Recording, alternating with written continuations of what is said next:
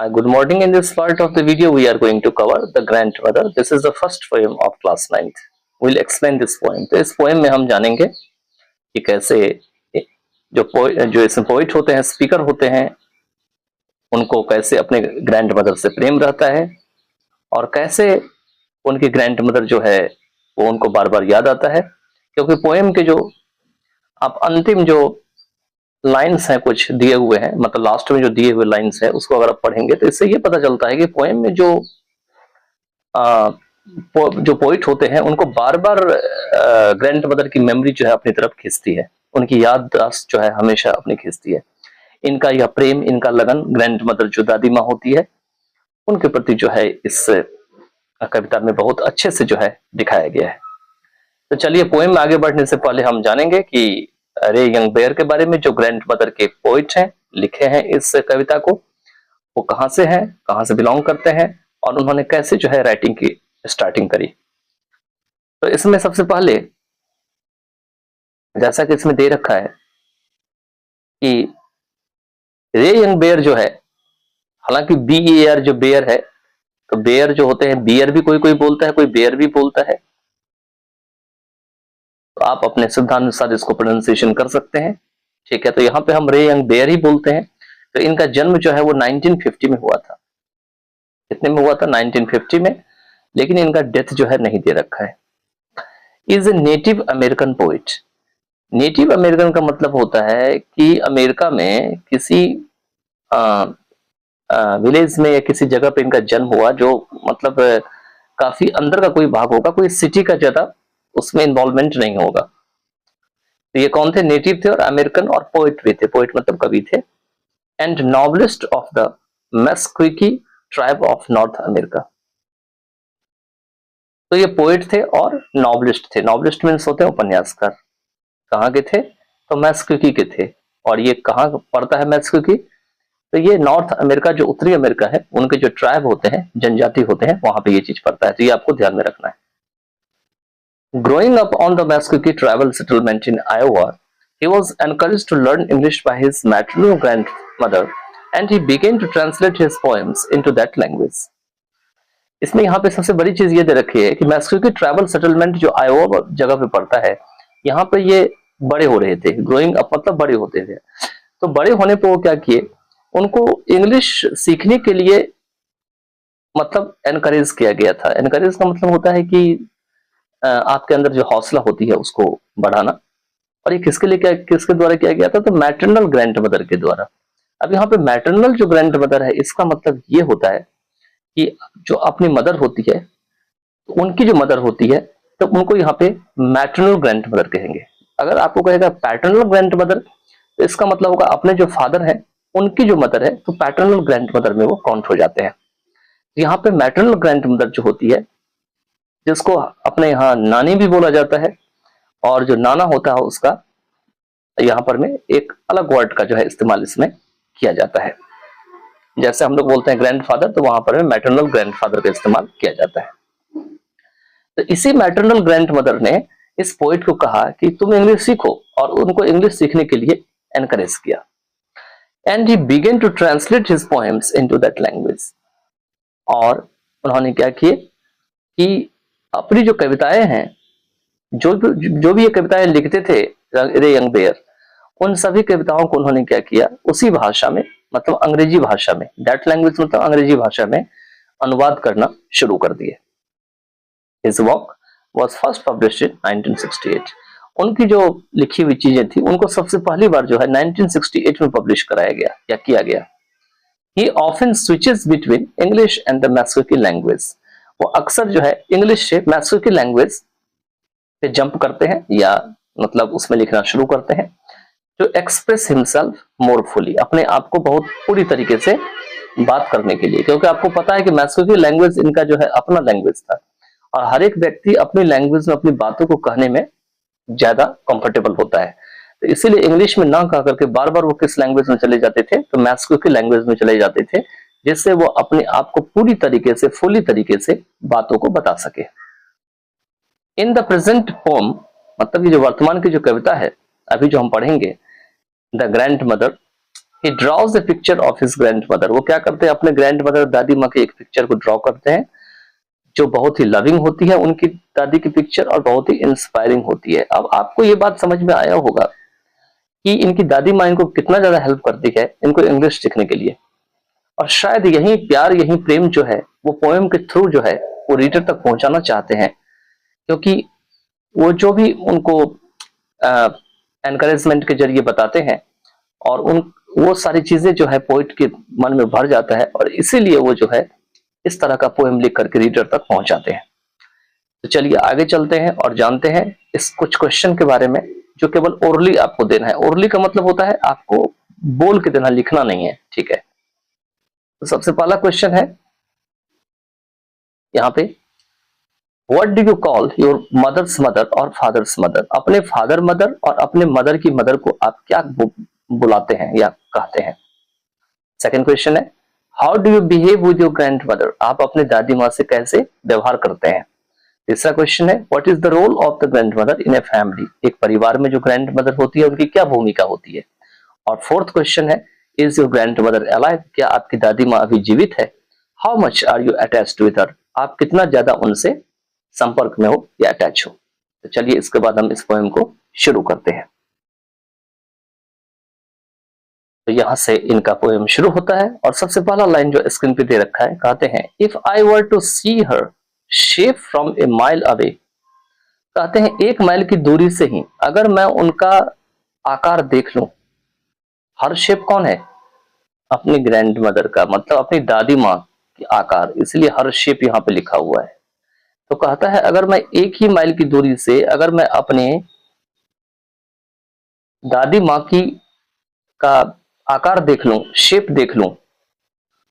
आगे दे रखे हैं, I know so quickly that it would be her, तो मैं तुरंत ही जान जाऊंगा कि यह वही है। वही है तो मतलब ग्रैंड मदर ही है। The purple of A scarf and the plastic shopping bag, वही ग्रैंड मदर है जिनका जो दुपट्टा है, स्कार्फ है, वो किस कलर की है, पर्पल। पर्पल मतलब बैंगनी कलर की है, ठीक है, बैंगनी कलर की है। और उनका जो शॉपिंग बैग है, मतलब जिसमें जाकर के वो सामान लाती है मार्केट से, बाजार से, वो किस कलर की है या किससे बनी है, तो कलर तो नहीं दे रखा, लेकिन बनी हुई है किससे, तो प्लास्टिक से बनी है। कहते हैं अगर मैं उनको इस तरह से देख लूं, इस वेशभूषे में देख लूं, कवि का कहना है, एक माइल दूर से ही देख लूं और इन वेशभूषे में देख लूं, पर्पल कलर का स्कार्फ देख लूं और प्लास्टिक की बनी हुई शॉपिंग बैग देख लूं, तो मैं वहीं से पकड़ लूंगा कि ये मेरी ग्रैंड मदर ही है। आगे दे रखे हैं नेक्स्ट में,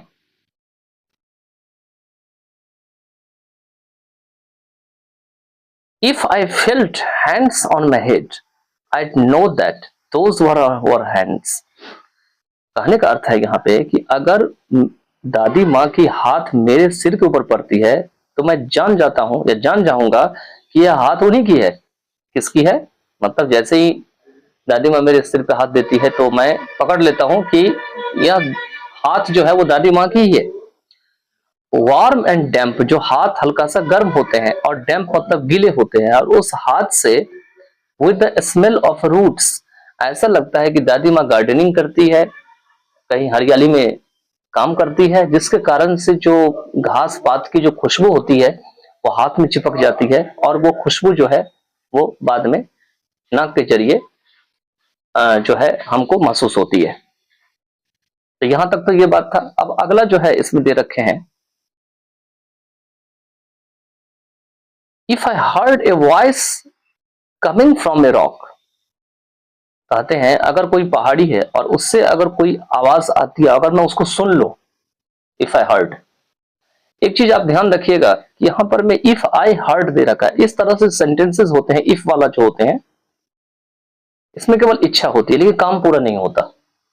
मतलब हम केवल इमेजिन करते हैं, हमारी विश होती है मन में, लेकिन काम पूरा नहीं होता। यहाँ जो ऊपर हमने अभी पढ़ा है इसमें आपने देखा होगा कि कहता है कि अगर मैं एक माइल से देख लूं, इसका मतलब देखा नहीं अभी तक पोइट, केवल मतलब मन में इच्छा किया है, इसलिए यहाँ पे इस तरह से लिखा हुआ है, ठीक है। शायद पोइट ने इस बात को एक्सपीरियंस पहले किया होगा, इसीलिए जो है वापस से जो है इस पोएम में बताने की कोशिश किया है। कहता है कि if I heard a voice coming from a rock, कि अगर किसी पहाड़ी से आवाज आती है उसको मैं सुन लूं, तो आगे दे रखे हैं यहां पर मैं I'd know, मैं जान जाऊंगा, and her words would flow inside me, और उनकी जो शब्द है जो बाहरी से आता रहेगा, जो मेरे कान तक आएगा, ठीक है, वो हमारे अंदर जो है क्या करेगा, लाइट जलाएगा, लाइट की तरह जलेगा। ऐसा लाइट जलेगा जो किसी का लाइट होगा, मतलब किसी व्यक्ति का होगा, किसी व्यक्ति की याद में होगा। Stirring Ashes from a sleeping fire at night, मतलब एक ऐसे व्यक्ति को होगा जो रात में क्या करते हैं, तो ऐसा लगता है कि जब आग बिल्कुल जला के बुझ जाता है, तो आग जब मतलब बिल्कुल जला के बुझ जाता है तो फाइनल क्या होता है ये बताइए, और राख में कन्वर्ट हो जाता है। तो जब राख में वो कन्वर्ट हो जाता है तो फाइनली हम लोग क्या करते हैं, कभी कभी जैसे ठंडी का समय होता है तो उसमें हम लोग उस राख को जो है हटा हटा के देखते रहते हैं कि इसमें आग बचा हुआ है कुछ ही नहीं। तो उसी प्रकार से यहाँ पे कह रहा है कि अगर उनके शब्द को मैं सुन लूं तो ऐसा लगता है कि मेरे मन में जो वो सोई हुई जो लाइट है जो राख के अंदर होता है वो एकदम जग जग जाता है, ठीक है। और वो जो राख होता है किसमें होता है, स्लीपिंग फायर में होता है, मतलब क्योंकि आग तो बिल्कुल बुझ चुकी होती है, स्लीपिंग स्लीपिंग का मतलब यहाँ बुझना, स्लीपिंग फायर में होता है।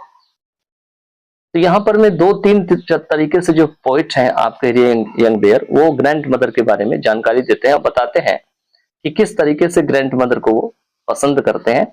जो फर्स्ट आपका जो स्टांजा था जो ऊपर दे रखा था, क्योंकि राइम स्कीम इसमें फिक्स नहीं है, तो इसमें इन्होंने बताया था कि 1 माइल की दूर से भी देख लूं, अगर उनके हाथ में अगर मान के चलिए शॉपिंग बैग हो, प्लास्टिक की बनी हो, और आपका स्कार्फ जो है पर्पल कलर की हो, तो मैं जान जाऊंगा कि मेरी ग्रैंड मदर ही है। दूसरा ये कहते हैं कि अगर मैं पहाड़ी से भी आवाज सुन लूं, बाहर से भी काफी दूर से अगर कोई बोल रहा है, तो मेरे मन में ऐसा लाइट जल पड़ता है जैसे सोई हुई कोई याद है, कोई चीज है जो ग्रैंड मदर की हमको याद जगाती है।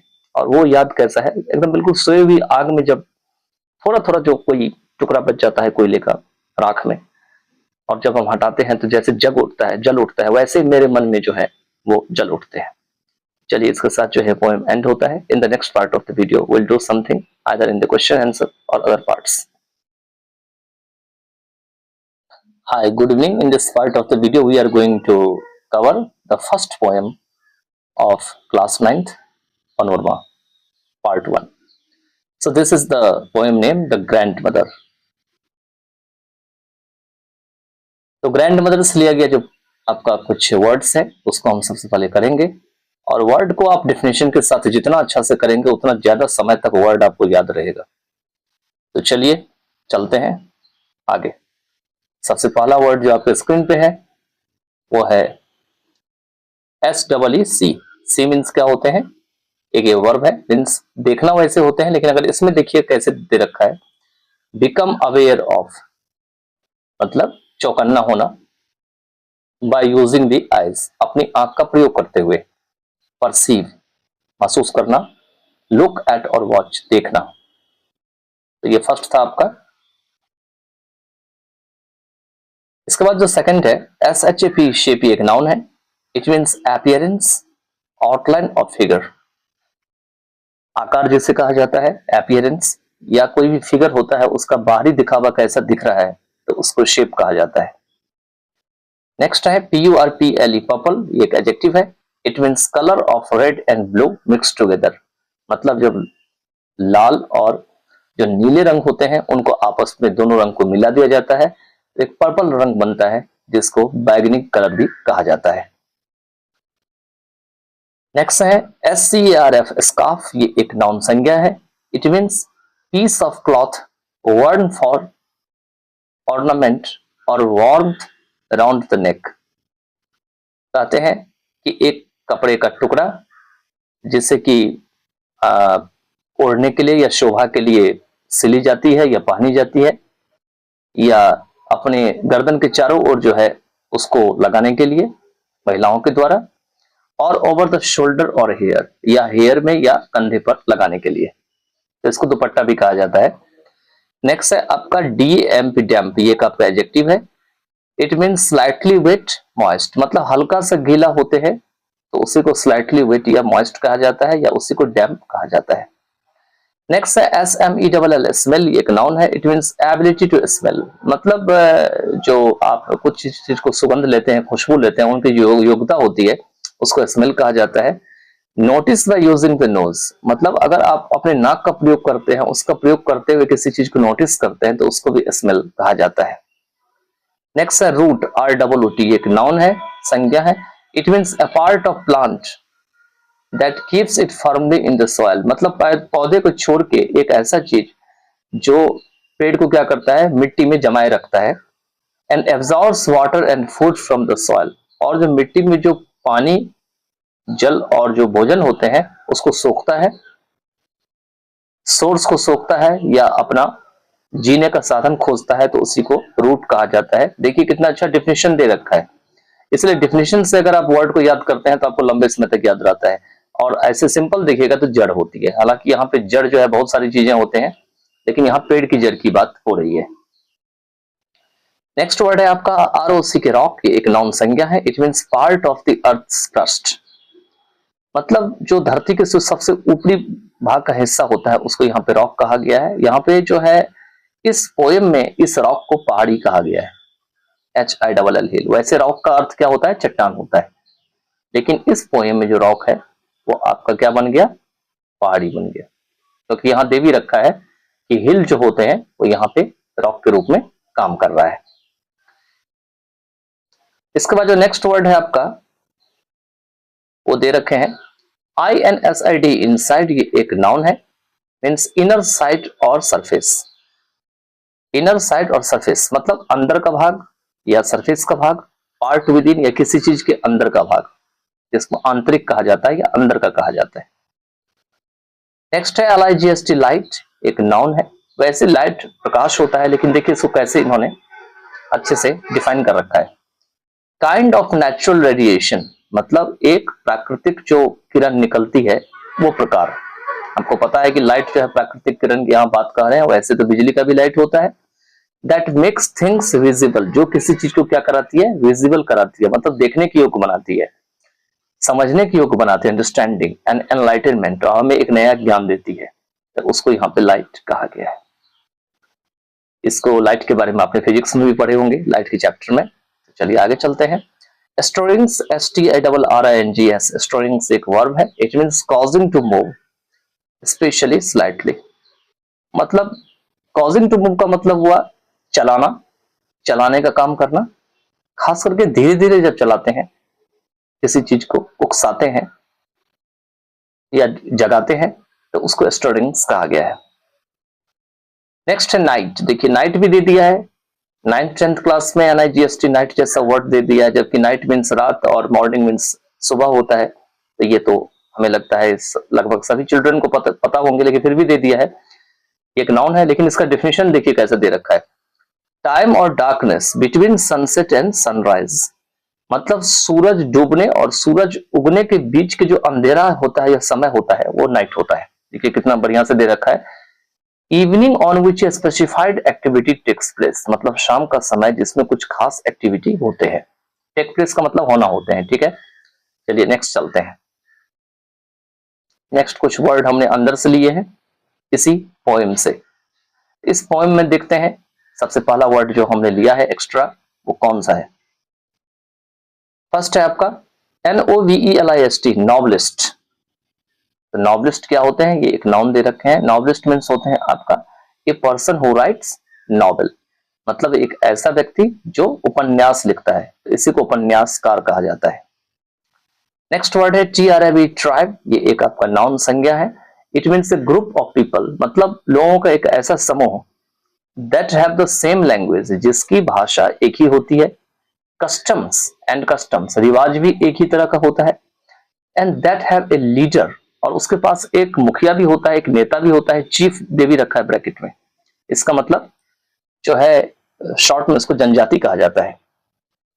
नेक्स्ट आपका है सेटलमेंट, SETTLEMENT, सेटलमेंट एक नाउन संख्या है। इसका भी मीनिंग बहुत सारा होता है, लेकिन यहां पर मैं इस फॉर्म में जो है दे रखे हैं a place that A group of people have built and live in, एक ऐसा जगह होते हैं जहां पर में कि लोग जो है अपना घर बना लेते हैं रहने के लिए। वेयर फ्यू और नो पीपल लिव्ड बिफोर, जहां पर में कुछ लोग नहीं के बराबर या कुछ लोग पहले पे रहा हो, मतलब पहले नहीं रहा हो, नो पीपल दे रखा है तो पहले नहीं रहा हो। The process of people starting to live in a place, मतलब उस जगह पे जो लोगों को रहने की जो प्रक्रिया है उसको यहाँ पे सेटलमेंट कहा गया है। नेक्स्ट वर्ड जो दे रखे हैं इसमें वो है आपका नेटिव, NATIVE, नेटिव। ठीक है, तो नेटिव का मीनिंग यहाँ पे दे रखे हैं, ये एडजेक्टिव मतलब विशेषण है, हालांकि एक नाउन भी है लेकिन विशेषण भी है। Connected with the place where you are born, मतलब उन जगह से संबंधित जहां पे आप जन्म लिए थे, और where you have always lived, या जहां पे आप हमेशा के लिए रहे हैं। तो इसी को जन्मभूमि कहा जाता है या जन्म स्थान कहा जाता है, जगह कहा जाता है, बर्थ प्लेस के सेंस में ये वर्ड यूज होता है। नेक्स्ट जो आपका वर्ड है स्क्रीन पे वो है ट्रांसलेट, TRANSLAT, ये एक वर्ब है, हालांकि इसका भी मीनिंग डिक्शनरी में बहुत सारा है लेकिन यहाँ पे अनुवाद के सेंस में है जो वर्ब है। तो टू चेंज समथिंग रिटन और spoken from one language to another, मतलब किसी चीज को बदलना, खास करके लिखा हुआ या जो बोला हुआ चीज होता है, रिटन मतलब लिखा हुआ और स्पोकन मीन्स बोला हुआ चीज होता है, उसे एक भाषा से दूसरे भाषा में, वन लैंग्वेज मतलब एक भाषा और अनदर मतलब दूसरे भाषा में जो बदलने की प्रक्रिया होती है उसको ट्रांसलेट कहा जाता है। नेक्स्ट वर्ड है इंस्पायर, INSPIRE, एक वर्ब क्रिया है। It means to make somebody feel, think etcetera something, किसी भी व्यक्ति को महसूस कराना, सोचने के लिए महसूस कराना या कुछ करने के लिए महसूस कराना, ये इंस्पायर होता है, इसको शॉर्ट में प्रेरणा कहा जाता है। ऊपर वाला जो होता है ट्रांसलेट, इसका अर्थ अनुवाद करना जो मैंने बताया था। लास्ट वर्ड आपको स्क्रीन पे है एनकरेज, ENCOURAGE, एक वर्ब है, क्रिया है। It means to give hope, support और कॉन्फिडेंस टू समबॉडी, मतलब किसी भी व्यक्ति को आशा देना, सहारा देना या विश्वास देना, तो इसको एनकरेज कहा जाता है। इसी को हौसला देना भी कहा जाता है या उत्साहित करना भी कहा जाता है। इसके साथ जो है ये मीनिंग समाप्त होता है। In the next part of the video I will present with the explanation of this form, stanza to stanza, line by line. At first I will just explain about the poet and then I will go deep into the poem, and thereafter I will just also follow the question answer accordingly. Hi, good morning. In this part of the video I am going to cover short answer questions, and in the next part of the video I will be covering the long answer questions. So let's start. तो first question जो आपके screen पे है, सबसे पहले क्या लिखा है वो देखिए। एग्जाम में भी जब आप एग्जाम में बैठिएगा तो सबसे पहले आपसे क्या पूछ रहा है उसको ऊपर फोकस करके फिर आपको लिखना है। भले ही आपको आंसर आ रहा हो कोई भी क्वेश्चन का, लेकिन आपको पहले क्वेश्चन में क्या इंस्ट्रक्शन दिया गया है उसको सही से बहुत अच्छे से पढ़ना है। तो लिखा हुआ है यहाँ पर में व्यू पॉइंट 3 में कि answer the following questions very briefly. क्या कहता है कि बहुत ही ब्रीफली, ब्रीफली का मतलब होता है बहुत ही छोटा, बहुत छोटा करके क्या करना है, जो नीचे दिए हुए जो क्वेश्चन है, फॉलोइंग का मतलब हुआ नीचे, तो नीचे दिए हुए जो क्वेश्चन है उसको क्या करना है आपको उत्तर देना है। ठीक है, चलिए आगे चलते हैं। तो क्वेश्चन नंबर फर्स्ट है आपका, फ्रॉम व्हाट डिस्टेंस। अब यहां पे देखिए व्हाट लगा रखा है, लेकिन यहां व्हाट का मतलब क्या नहीं, कितनी के सेंस में है, तो कितनी दूर से, from what distance. Does the poet recognise his grandmother, जो कवि होते हैं वो अपने जो दादी माँ होती है उसको पहचान जाता है। रिकॉग्नाइज मतलब पहचानना। ये कौन सा टेंस है, तो प्रेजेंट इंडेफिनिट का इंट्रोगेटिव सेंटेंस है।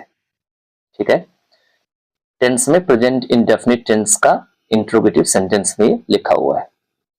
और कौन सा इंट्रोगेटिव है, तो WH फैमिली वाला, क्योंकि यहाँ पे WH लगा रखा है। तो उत्तर में है, आंसर में, he recognizes her from a distance of 1 mile। he का मतलब कौन है, पोइट है, तो जो कवि है वो हर का मतलब यहाँ ग्रैंड मदर है, तो वह उसे मतलब ग्रैंड मदर को जो है 1 माइल की जो दूरी होती है, ए डिस्टेंस ऑफ 1 माइल, उसी से क्या करता है, पहचान जाता है। क्वेश्चन नंबर 2 कहते हैं, what is the colour of grandmother's scarf. जो दादी माँ होती है उसको जो दुपट्टा होते हैं उसका रंग क्या होता है। यहाँ पे व्हाट का अर्थ क्या है, सेंटेंस जो है टेंस आपका प्रेजेंट सिंपल है और इंट्रोगेटिव में WH फैमिली वाला है। तो आंसर जो है वो पर्पल दे रखे हैं, मतलब बैगनी कलर का जो है उनका दुपट्टा होता है। नेक्स्ट जो आपका क्वेश्चन आंसर है वो है question number 3, what material the shopping bag is made of. मतलब जो शॉपिंग बैग होती है वो किस मटेरियल या पदार्थ की बनी होती है। ये भी आपका प्रेजेंट सिंपल टेंस है, ठीक है। तो आंसर में है प्लास्टिक का। आपको पता है होगा कि प्लास्टिक की जो है ये बनी होती है, ठीक है। नेक्स्ट चलते हैं। नेक्स्ट है आपका क्वेश्चन नंबर 4। इसमें 2 क्वेश्चन है लेकिन आंसर एक ही है। तो क्वेश्चन पहले समझते हैं क्या दे रखे हैं। What are the 2 things in first lines which the speaker associates with his grandmother? कहते हैं पहले जो 8 लाइन होती है पोएम की, उसमें 2 ऐसा क्या चीज होते हैं जिससे जो वक्ता होते हैं, स्पीकर होते हैं, वो अपने दादी माँ से एसोसिएट करते हैं। एसोसिएट मतलब जोड़ते हैं, ठीक है। दूसरा इसी में है, What helps the speaker to recognize his grandmother from a mile? मतलब स्पीकर को क्या ऐसा चीज है जो मदद करती है कि वो अपने ग्रैंड मदर को 1 माइल की दूरी से ही पहचान ले। Name 2 identifying marks that the poet has mentioned in the poem. कहते इस पोएम में तो ऐसा पहचानने का मार्क ढूंढिए या नाम बताइए जिससे पोएट जो है इस पोएम में जिक्र किया है। मेंशन का मतलब जिक्र करना। तो आंसर में दे रखे हैं ये जितने भी दोनों सेंटेंस है। ऊपर वाला जो सेंटेंस है आपका प्रेजेंट सिंपल है, इंट्रोगेटिव है, और नीचे वाला जो है प्रेजेंट इंडेफिनिट है जो इंट्रोगेटिव है। और जो ये नेम वाला है, नेम 2, ये आपका क्या है, ये आपका प्रेजेंट में दे रखा है लेकिन सेंटेंस इंपेरेटिव है। तो चलिए चलते हैं और इसका आंसर खोजते हैं। तो दे रखे हैं the purple colour scarf and the shopping bag made of plastic. तो क्या जिक्र करते हैं, तो जो स्कार्फ होते हैं वो पर्पल कलर के होते हैं, बैगनी कलर के, और जो शॉपिंग बैग होती है वो किसकी बनी होती है, तो प्लास्टिक की बनी होती है।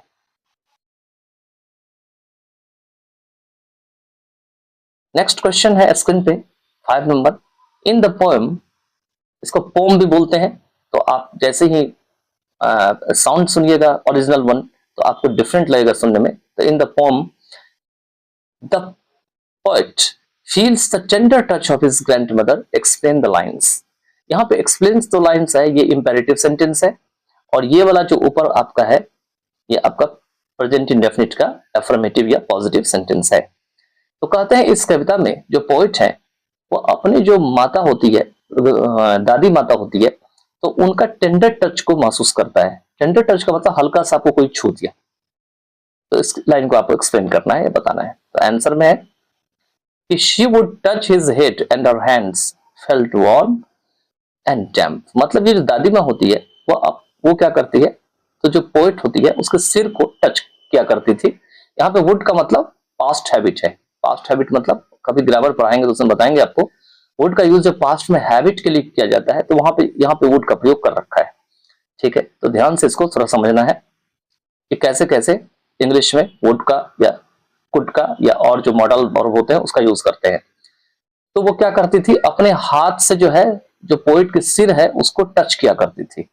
And her hands felt warm, उसका जो हाथ हुआ करता था उसमें हल्का सा गर्माहट महसूस किया करता था। कौन करता था, तो पोएट करता था, और गीला भी महसूस करते थे। डैम्प मतलब हल्का सा गीला भी। दे स्मेल्ड ऑफ रूट्स, मतलब इनमें से ऐसा लगता था कि पेड़ की जड़ें या पेड़ पौधे के ऊपर जो काम करते हैं तो उसकी खुशबू जो है इनके हाथ में चिपक गई हो और वो पोएट भी फील कर रहे हो। चलिए आगे चलते हैं। क्वेश्चन नंबर आपका 6 है, from where was the voice coming. ये आपका कहते हैं कि वॉइस जो है वो कहां से आ रही थी। ये आपका जो टेंस है वो पास्ट कंटिन्यूअस है, और जो आपका सेंटेंस है वो आपका इंट्रोगेटिव है। तो आंसर में दे रखे हैं बिहाइंड द रॉक। रॉक का मतलब मैंने वर्ड इवनिंग में यहाँ पे कराया कि पहाड़ी जो है यहाँ पे मतलब सिंबलाइज किया गया है, या पहाड़ी के रूप में जो है इसको इमेजरी में बताया गया है, ठीक है। चलिए, तो कहते हैं कि जो पहाड़ी थे या चट्टान भी कह सकते हैं, लेकिन यहाँ पे पहाड़ी पोएम में दे सकते हैं कि पहाड़ी के पीछे से जो है वो उनकी आवाज आ रही थी। बिहाइंड मतलब पीछे होते हैं, जो एक प्रकार का प्रीपोजिशन है यहाँ पे, ठीक है। चलिए यहाँ पे आगे चलते हैं और देखते हैं कि लास्ट नंबर जो क्वेश्चन है वो क्या कहता है। क्वेश्चन नंबर 7 है, where do the words of grandmother flow in the poet. जो पोइट होते हैं उनके अंदर में ग्रैंड मदर की जो शब्द होते हैं वो कहाँ पे बहती रहती है, फ्लो करती है, उनके दिमाग में चलती रहती है। प्रेजेंट इंडेफिनिट टेंस है, इंट्रोगेटिव है, सेंटेंस, ठीक है। चलिए आंसर देखते हैं। हर words flow inside the poet like a light of someone. मतलब उनके जो शब्द होते हैं दादी माँ की, वो पोएट के अंदर में ऐसे फ्लो करते हैं जैसे किसी के अंदर में लाइट फ्लो कर रही हो। Who stirs the ashes from the sleeping fire। मतलब वो ऐसा आदमी जो सोती हुई आग को, अगर आप उसकी जो राख होती है, एशेज होते हैं, जब आप उसको हिलाते हैं, जगाते हैं, तो उनमें से जो कुछ न कुछ हल्का फुल्का लाइट निकलता रहता है। तो उस प्रकार से जो है ऐसा लगता है कि पोइट की के मन में भी जो है कुछ सोई हुई चीजें या दादी माँ के जो बताए हुए शब्द है वो कभी कभी उसी आग की तरह यहाँ पे काम करता है। तो आई होप कि आपको ये समझ में आ गया होगा। In next part of the video I will present with the long answer questions in two parts. In part 1 I will cover 4 questions and in part 2 I will cover 4 questions.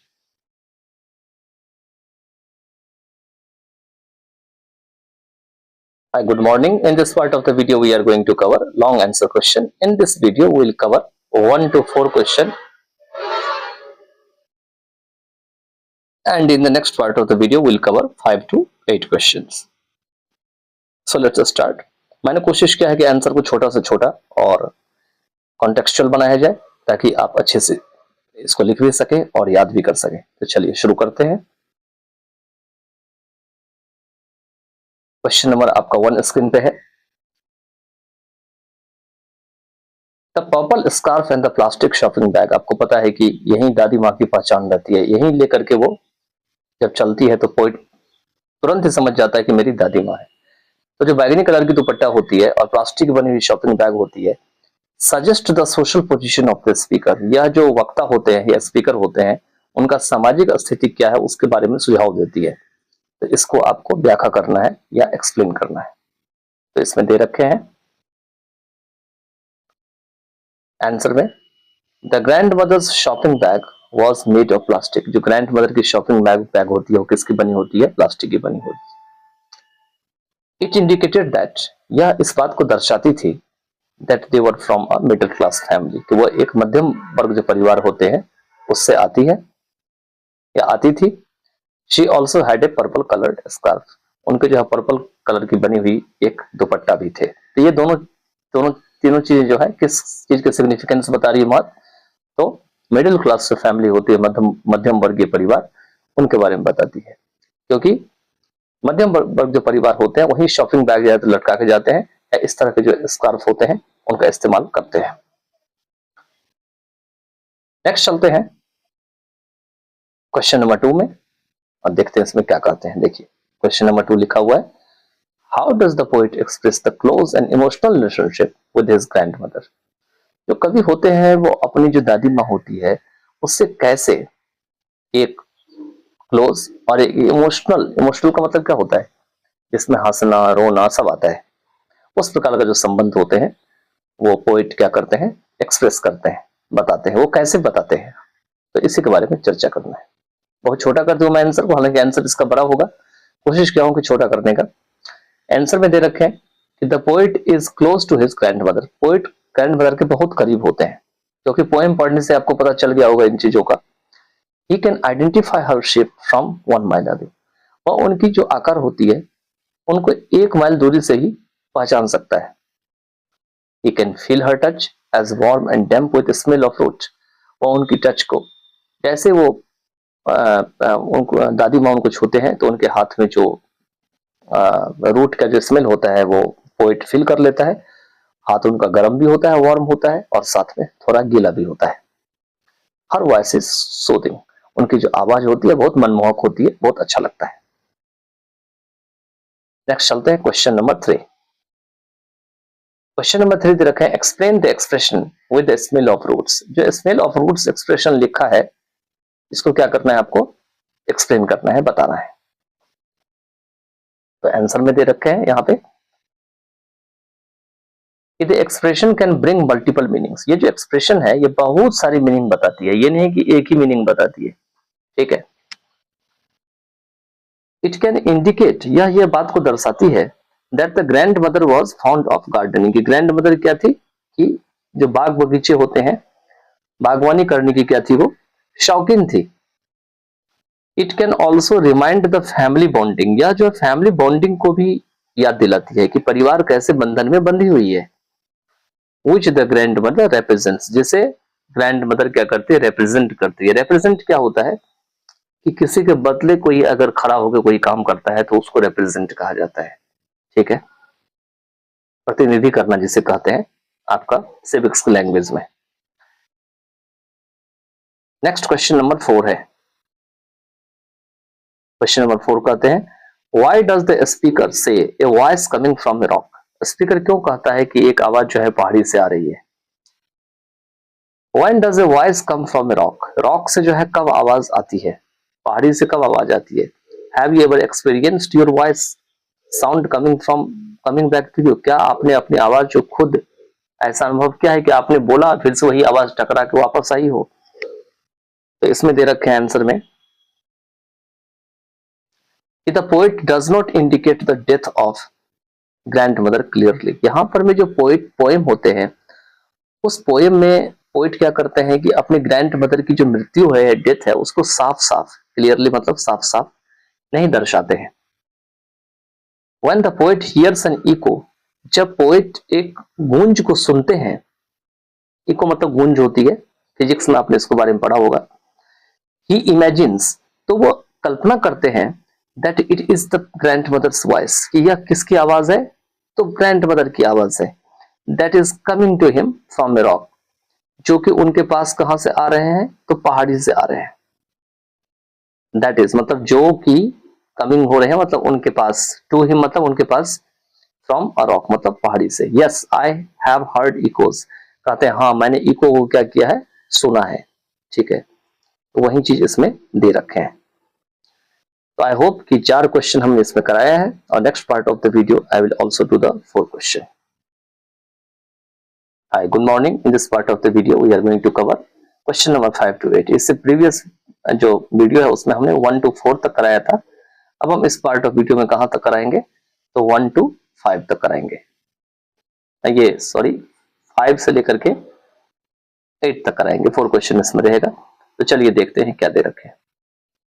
तो सबसे first question है question number 5, वो दे रखे हैं, what does sleeping fire suggest in the poem, इस कविता में जो sleeping fire है वो किस बात को सुझाव देते हैं, बताते हैं। इसको एक्सप्लेन करना है, व्याख्या करना है। तो आंसर है इट इज ए मेटाफोर। ये क्या है, मेटाफोर है। मेटाफोर क्या होता है, एक प्रकार का फिगर ऑफ स्पीच होते हैं, जिससे कंपैरिजन तो होते हैं लेकिन कंपैरिजन वाला वर्ड यूज नहीं की जाती है, तो उसी को मेटाफोर कहे जाते हैं। The ashes of a sleeping fire kindles poet's soul, जो सोती हुई जो आग होती है, उसकी जो राख होती है, वो पोएट की जो आत्मा होती है उसको जगाती है। किंडल मतलब जलाना या जगाना। The grandmother's voice reignites the poet's soul, grandmother की आवाज जो है वापस से पोएट की सोल को जगाती है। एंड री एनर्जाइजेस हिम, और उनमें वापस से ऊर्जा देती है। क्वेश्चन नंबर 6 है, What are stirring ashes in the poem, जो कविता है उसमें stirring ashes का क्या मतलब है, इसको क्या करना है, एक्सप्लेन करना है, मतलब व्याख्या करना है। तो आंसर में दे रखे हैं, it shows the feeling of the grand mother, यह क्या करते हैं, ग्रैंड मदर की जो फीलिंग है उनको दिखाती है। ऑल्दो शी इज डेड, भले ही वो मर गई है, वो जिंदा नहीं है। देखिए यहाँ पर मैं आप क्वेश्चन में दे रखा है कि आंसर में कि मरी हुई है, क्यों, क्योंकि वो स्टरिंग एशेस, ऐसा लगता है ग्रैंड मदर मर गई है, लेकिन ये क्लियरली पोएम में नहीं लिखा है। हालांकि आंसर में इसको लिख दिया गया है, लेकिन पोएम में कहीं इस बात को इंडिकेट नहीं किया गया है। कहते भले उसकी जो डेड मतलब ग्रैंड मदर है वो डेड कर गई है, हर मेमोरीज आर लाइक एशेस, लेकिन उनकी जो याददाश्त है वो क्या है, राख की तरह है। The poet reminds of her ऑफनली ऑन स्टरिंग्स, जैसे जैसे राख को स्टरिंग करते हैं, हिलाते रहते हैं, तो अक्सर जो है पोएट उनको याद आती है कि उनकी ग्रैंड मदर जो है वो किस तरह की थी। क्वेश्चन नंबर 7 है, हर words would flow inside me, उनकी जो आवाज है वो अभी भी मेरे अंदर एकदम बहती चली जाती है। The poets intense closeness with his grandmother, जो कि पोइट की एकदम बहुत गहरा जो है संबंध होता है अपनी ग्रैंडमदर के साथ। Comment on the speakers relation with his grandmother, speaker की जो संबंध है ग्रैंडमदर के साथ उसके ऊपर टिप्पणी करे या कमेंट करे। तो आंसर दे रखे हैं, the speaker shared N intense emotional bond with his grandmother.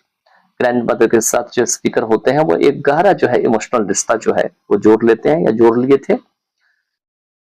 Her voice brings fresh energy in the poet despite her death, देखो यहाँ भी डेथ की चर्चा की गई है।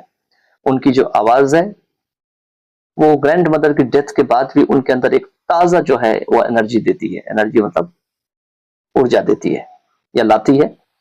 It shows the deep and intense emotional bond between the two, या दोनों के बीच, बिटवीन द टू मतलब दोनों के बीच जो एक गहरा और इंटेंस मतलब मजबूत जो इमोशनल बॉन्ड है वो उनको दिखाती है।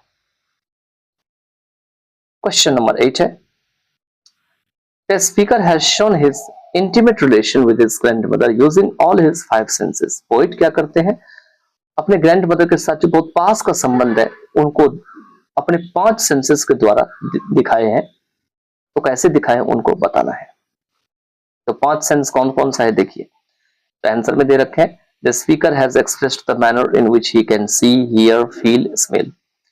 तो सी एक हो गया, हियर 2 हो गया, फील हो गया, स्मेल हो गया। तो 4 को तो यहाँ पे दे रखा है, एक और भी कहीं होगा, ठीक है। तो वो अपने जो है इस आदत से या इस ढंग से जो है उन्होंने अपने ग्रैंडमदर को एक्सप्रेस किया है, बताया है, जैसे वो देख सकते हैं, सुन सकते हैं, फील कर सकते हैं और स्मेल कर सकते हैं।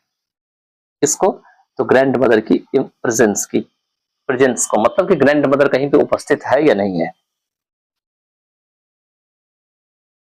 He can recognize her from a mile away, वो क्या कर सकते हैं, तो 1 माइल दूरी से ही उनको पहचान सकते हैं। Due to her purple scarf and plastic shopping bags, क्यों पहचान सकते हैं, क्योंकि उनके पास पर्पल कलर की स्कार्फ होती है, दुपट्टा होती है और प्लास्टिक की बनी हुई शॉपिंग बैग होती है। He can identify her warm and damp hands, वह उनकी जो गर्म और जो गीली हल्की सी हाथ होती है उनको पहचान सकते हैं।